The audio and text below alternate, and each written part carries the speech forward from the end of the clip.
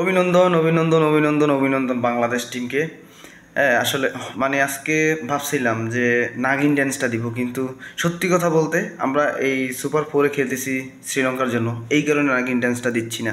ঠিক আছে, বাংলাদেশের মানে ইয়াংস্টাররা খুবই ভালো খেলছে, খুবই ভালো খেলছে।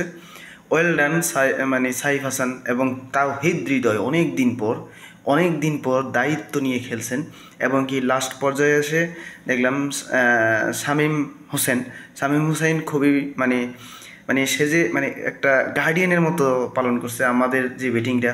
আমরা একবার দেখছি ইন্ডিয়ার সাথে 3 বলে 2 রানের দরকার, আমরা 3টা উইকেটই চলে গেছে। আজকেও এরকম পরিস্থিতি, আমরা তো সহজ ম্যাচটাকে কঠিন করে ফেলি, আজকেও সেটাই দেখছেন। লাস্ট মানে 19 ওভার 5 বল পর্যন্ত আমাদের খেলছি, তাও লাস্ট রানটাও আউট হইতে পারতো মানে আউট হইতে পারতো, 1 রানের জন্য 3টে উইকেট। ঠিক আছে, আমাদের জাকের আলী ভাইয়ের এই 6 মারাটা উচিত।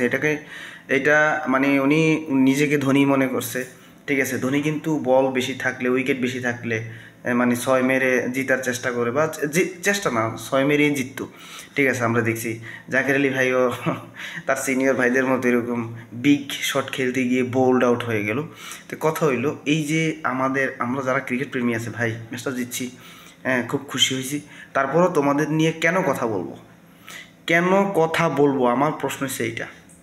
ঠিক আছে, যাই হোক, সবচেয়ে বড় কথা হচ্ছে মানে এটা কিন্তু মানে শ্রীলঙ্কার যে আমাদের একটা উপকার করলো। হ্যাঁ, 4-5টা ক্যাচ মিস করছে, কিন্তু এই যে ম্যাচটা যে এইভাবে তাদেরকে হারানোটা একদম উচিত হয়নি।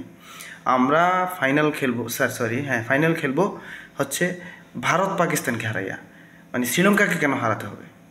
ধন্যবাদ। তবে নাগিন ডান্সটা দিতে পারলাম না, দুঃখ রয়ে গেল। ধন্যবাদ সবাইকে।